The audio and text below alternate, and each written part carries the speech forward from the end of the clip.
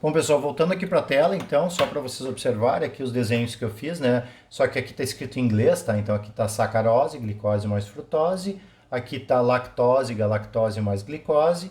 Aqui está maltose, glicose mais glicose. E aqui tem mais dois exemplos, isomaltose e celobiose, tá? Observe que aqui na isomaltose são duas moléculas de glicose, só que ela está ligada entre o carbono 1 e o carbono 6, ou seja, pode ligar, né, as hidroxilas podem interagir entre outras, que estão ligadas a outros carbonos que não são apenas o 1 e o 4. O mais comum é o 1 e 4, que acontece aqui, que acontece aqui, que acontece aqui, tá? Mas às vezes pode acontecer entre 1 e 2, que é o caso da glicose com a frutose, carbono 1 e 6, que é no caso da glicose com a glicose na estrutura da isomaltose, tá? Bom, vamos para frente aqui, tá? Só para explicar para vocês que na realidade não existem apenas os oligosacarídeos com glicose, que eu mostrei no quadro para vocês, né? Ali quando a gente tem inclusive um oligosacarídeo com glicose, a gente chama de dextrose, tá? Mas existem vários outros, e como vocês estão observando, né, todos terminam em ose, né? Todos os nomes dos carboidratos, eles terminam em ose, né? Então existem vários outros com várias organizações, tá? Então aqui tem alguns que acontecem bastante, né? Nos grãos, né? Principalmente nos grãos das leguminosas, que é o caso do feijão, da soja, entre outros, né? Na realidade, nós temos aqui a sacarose, tá? E se a gente tiver ligado a sacarose mais uma galactose, a gente tem a rafinose, mais uma galactose tem a estaquiose, mais uma galactose tem a verbascose. Grãos de feijão, por exemplo, eles são ricos, eles têm uma grande concentração desses diferentes tipos de oligosacarídeos. Isso vai acontecer na natureza, vocês vão poder encontrar em diferentes plantas, em diferentes situações, diferentes micro-organismos, né? E até mesmo os animais, diferentes sequências com oligosacarídeos. A gente vai falar mais na frente, isso pode acontecer inclusive nas membranas das células, a gente tem muitos oligosacarídeos ligados a proteínas e ligados a lipídios, mas isso a gente vai falar mais lá para frente. Só uma curiosidade em relação aos oligosacarídeos do feijão, é uma característica que a gente não tem as enzimas aqui que cortam essa ligação glicosídica, então a gente não consegue digerir esses oligosacarídeos. Consequentemente, esses oligosacarídeos param no nosso intestino e as bactérias se aproveitam para obter energia a partir desses oligosacarídeos. O problema é que as bactérias fermentam e elas produzem muitos gases.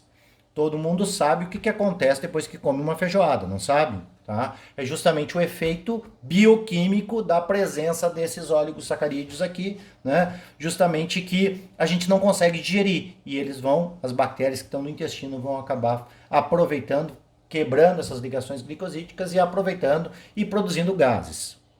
Bom, seguindo aqui, tá, pessoal, que eu fiquei de mostrar para vocês a diferença importante da ligação alfa e da ligação beta, tá? Então aqui a gente tem várias unidades de glicose unidas pela ligação do tipo alfa.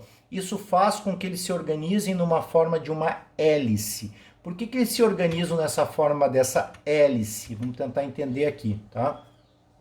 Na realidade, pelas pontes de hidrogênio que formam entre algumas hidroxilas. Isso faz que ocorra a organização na forma dessa hélice, tá? E essas várias hélices aqui, tá? Elas podem tanto estar numa estrutura linear, apenas uma grande hélice, e aí a gente tem um tipo de amido que é chamado de amilose, tá? Ou eles podem ter ramificações, que é um segundo tipo de amido chamado de amilopectina, tá? Então aqui nós temos a diferença, né? Então se a gente tiver só linear, seria a amilose, e aqui nós temos a estrutura de com várias ramificações, que seria justamente a amilopectina. Nos animais, nós também temos, então aqui está desculpa, esqueci de comentar para vocês, isso aqui então é uma semente, aqui os grânulos de amido, onde tem uma grande concentração desse polissacarídeo. Isso é o que acontece no arroz, no trigo, em todas as sementes de gramíneas, né? Tem uma grande concentração de amido.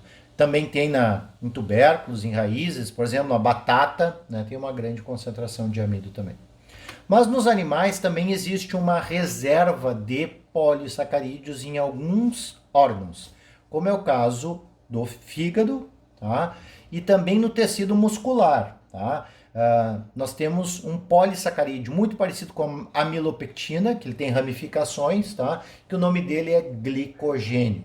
Para que serve o glicogênio nos animais? Justamente como uma reserva imediata de energia. Então, lá dentro do tecido muscular, então, para ter uma ação rápida, né? Para ter um reflexo rápido, uma contração, uma distensão rápida, tenho uma grande concentração de glicogênio, que daí ele libera as moléculas de glicose justamente para obter rapidamente energia dentro dessas células. E no fígado, tá? Então aqui está a estrutura do glicogênio, ele se organiza da mesma forma que do amido, são hélices, né? Dentro do fígado também tem grânulos de glicogênio, né? Isso aqui é uma imagem, uma colorida, né? Justamente do tecido hepático, para vocês terem uma noção, né, desses grânulos de glicogênio que estão presentes lá e que servem justamente para quê? Para manter a glicemia, né? Ou seja, para manter a quantidade de glicose constante no sangue. Logo depois que a gente se alimenta, normalmente a gente tem glicose na circulação sanguínea. Mas vai passando o tempo, vai diminuindo essa quantidade. Quem mantém essa quantidade, esse nível numa quantidade constante é o fígado, utilizando a reserva de glicogênio. Então ele vai quebrando glicose a glicose e vai liberando na circulação, justamente para nutrir todas as células do organismo, tá?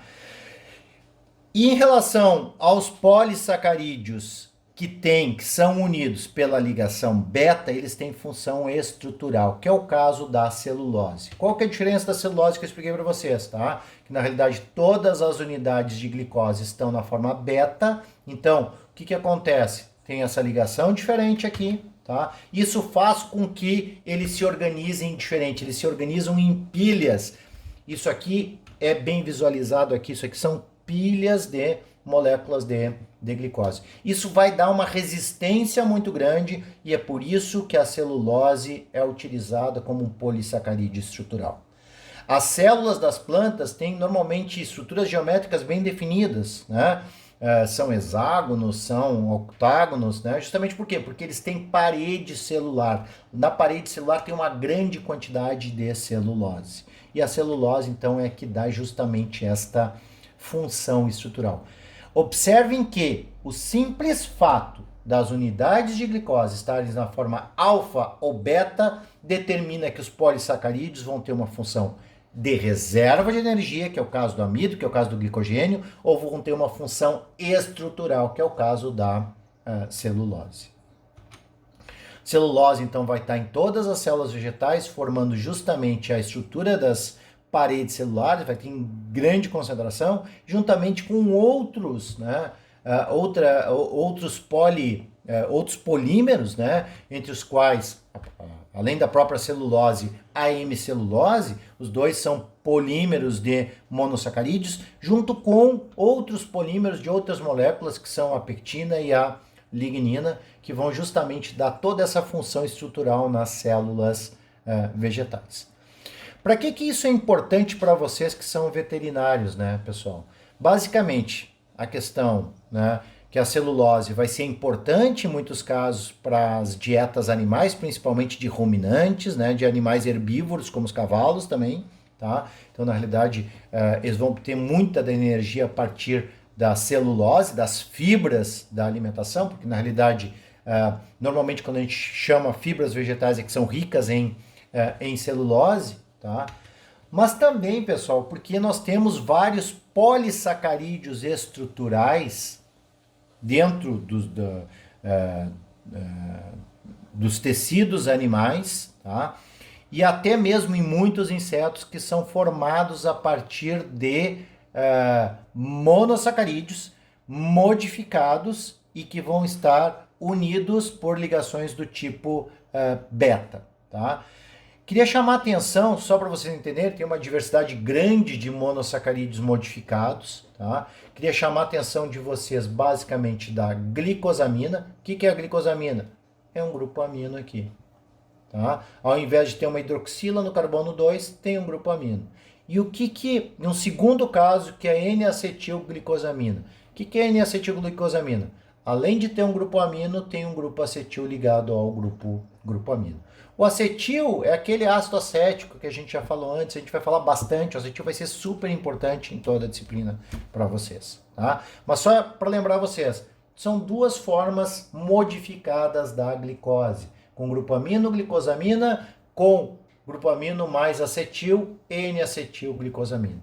Nós temos a mesma coisa para galactose, para manose, para todas as outras hexoses. Nós vamos ter galactose, galactosamina, N-acetilgalactosamina. Nós vamos ter manose, manosamina, N-acetilmanosamina. E assim por diante, tá? Para que é importante? Por exemplo, nos insetos, tá?